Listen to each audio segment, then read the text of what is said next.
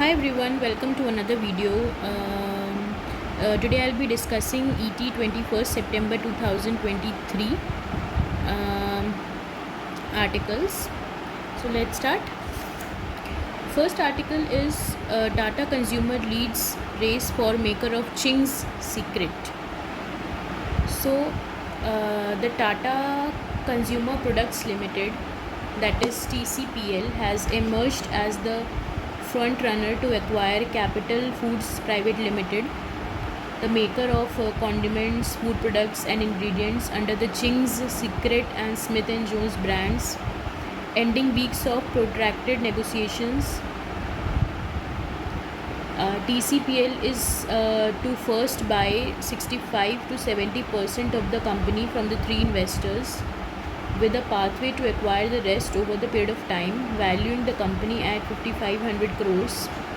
The other contenders in the fray include Nestle SA, the world's largest food company, and the Kraft Heinz company. The legal documentation and final rounds of negotiation are ongoing to determine the stake the existing shareholders will roll over and whether they will exit entirely.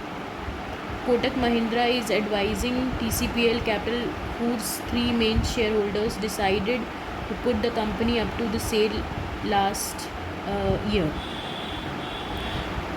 Then strained India-Canada ties take a toll on brands.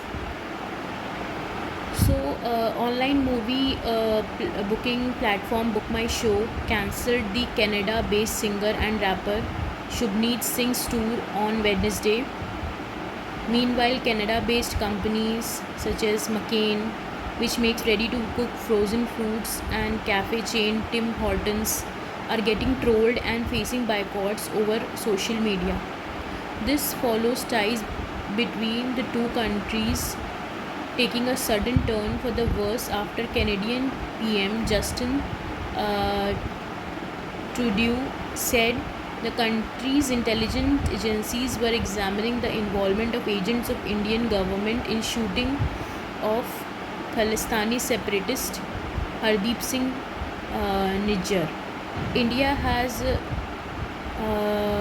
rubbished the claim and expelled a diplomat in retaliation. Variable company's boat called off its sponsorship of the Canadian singer tour on Tuesday, and later Virat Kohli, KL Rahul and Hardik Pandya unfollowed Shubh, as he is popularly known on Instagram. Singer Shubneet Singh still rolling tour for India stands cancelled. To that end, Book My Show has initiated a complete refund of the ticket amount for all the consumers, the ticketing company said on X on Wednesday. Then BJP Congress par in RS over credit for Chandrayaan 3 space mission. So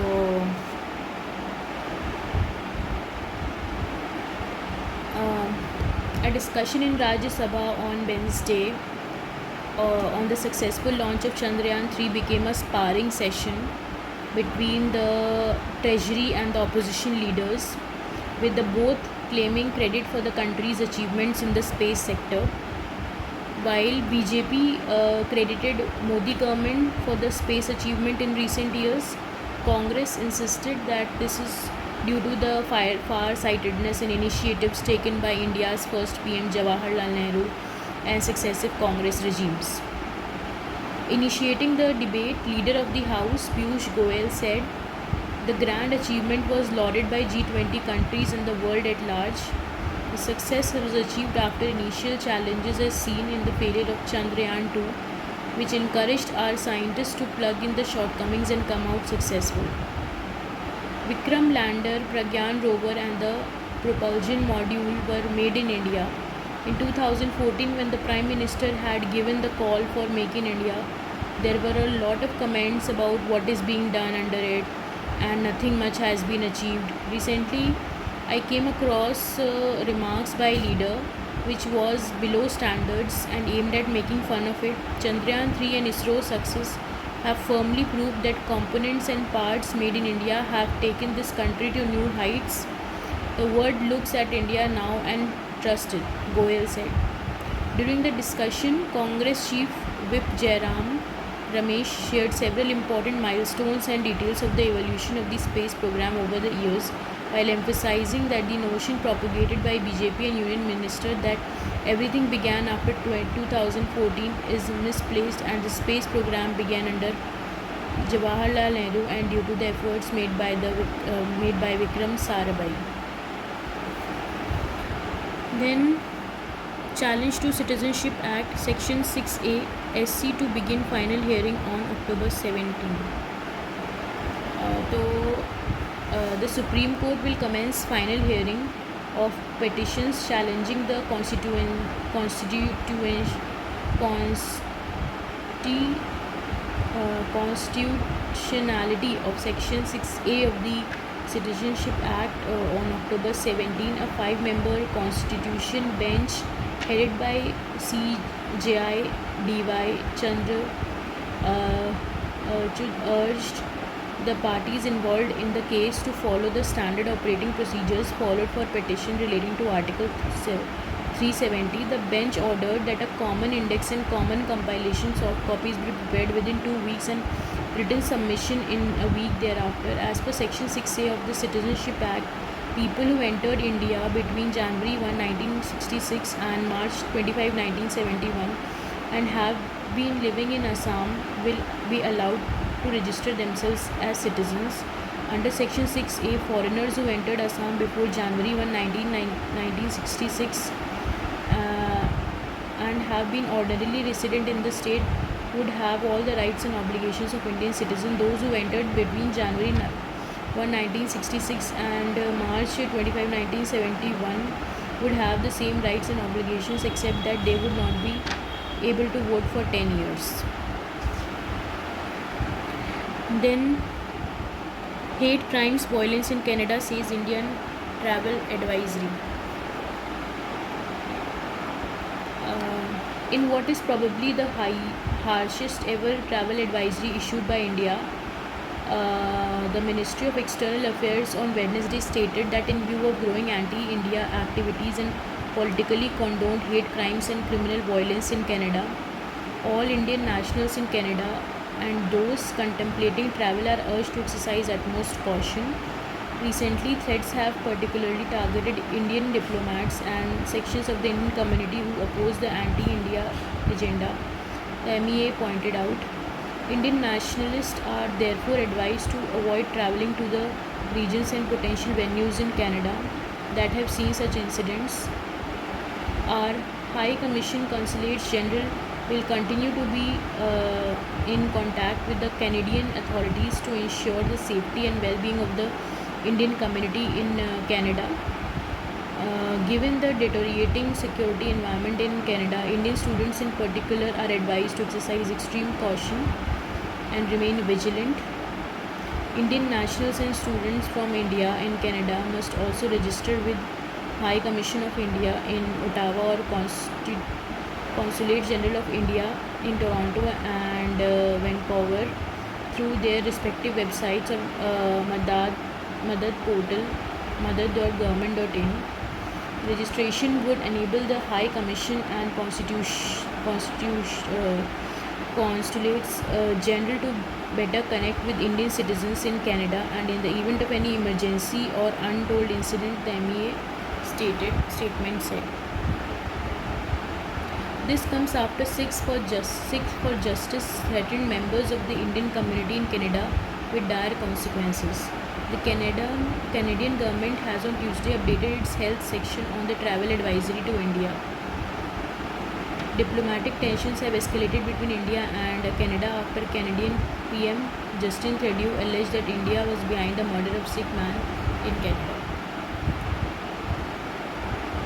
5. Prolonged strategy adopted to counter Khalistanis.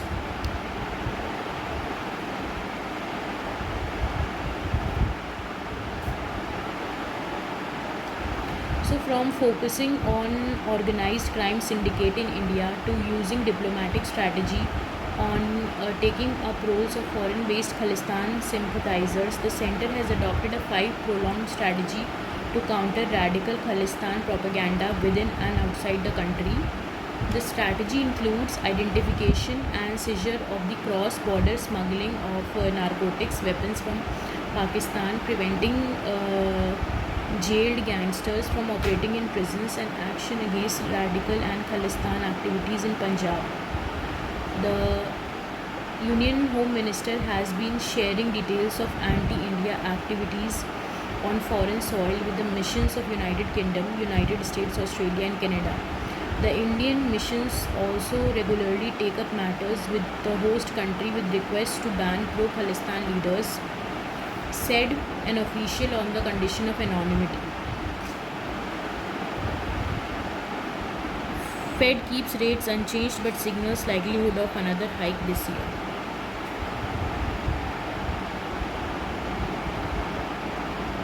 So the Federal Reserve left its key interest rate unchanged Wednesday for the second time in the past 3 meetings, a sign that it's moderating its fight against inflation as price pressures have eased. But Fed officials also signaled that they expect to raise rates once more this year.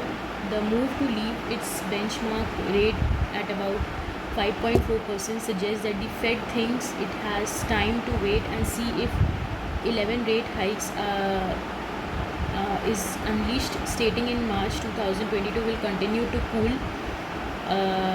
rising prices. Consumer inflation has dropped from year-over-year peak of 9.1% in June 2022 to 3.7% last month. Yes, it's still well above the Fed 2% target, and policymaker made clear Wednesday that they aren't close to declaring victory over the worst bout of the inflation in 40 years. Data Protection Board major rules in a month, says IT MOS.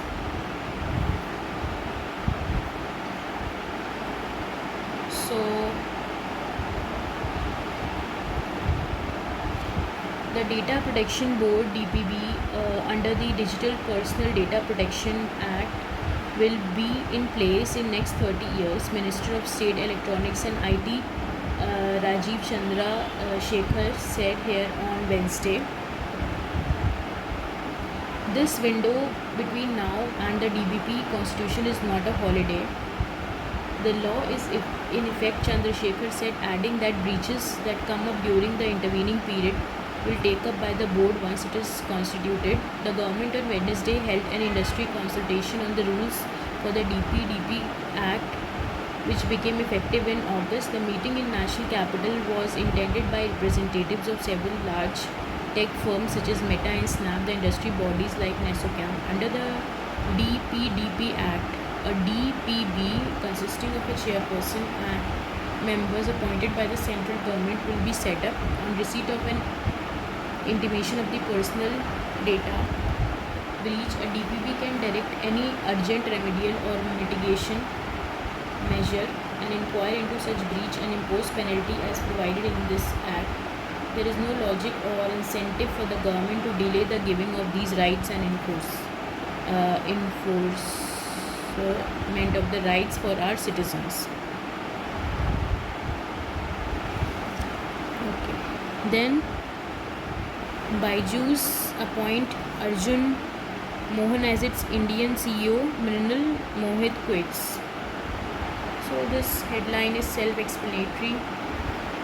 Troubled edtech startup Byju's on Wednesday said it has appointed Arjun Mohan as its India's chief executive, replacing Mrinal Mohit.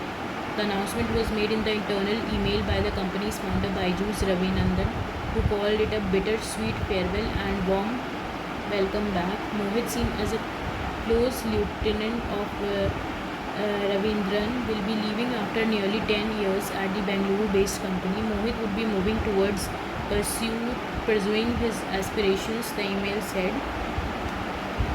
Both Mohan and Mohit were Ravindran's students in the early days of coaching for common admission test.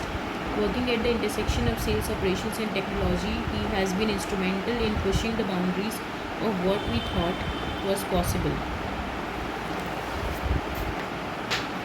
Top consultancy firms invest big in AI solutions. So this is one of the major highlights.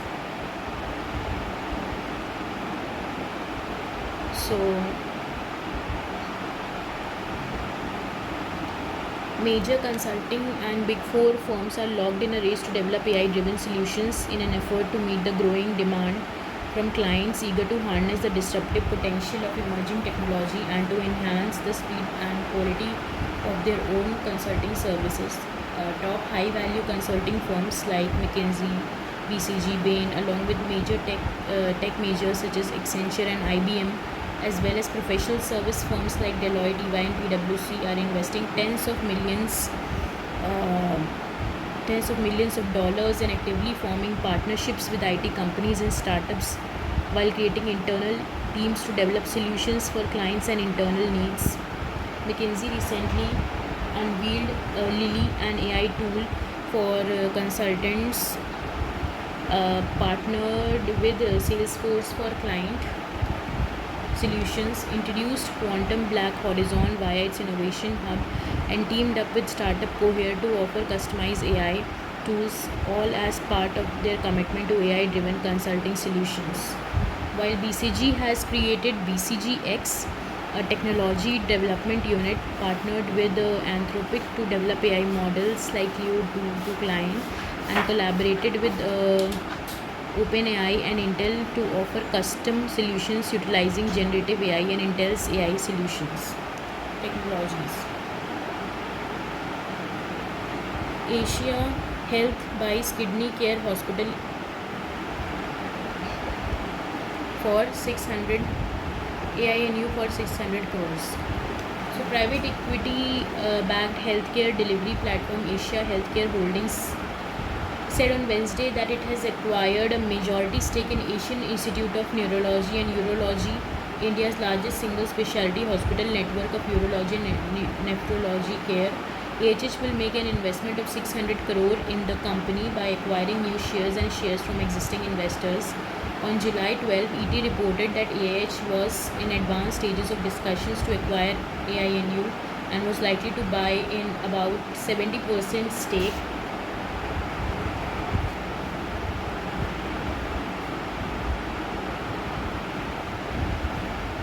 O3 Capital was an exclusive advisor to transaction. This acquisition and AHH entry into the urology and neurology segment mark its expansion into the fourth specialty, said the statement. Backed by TPG Growth and Singapore's GIC, AHH currently owns Motherhood Hospitals, a network of hospitals for women and child health care, Nova IVF Fertility, and American Oncology Institute.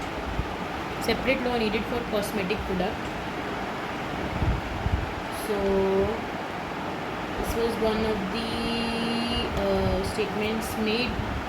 Consumer goods firm Hindustan Unilever has said innovation is suffering in beauty and personal care space, and there is a need for a separate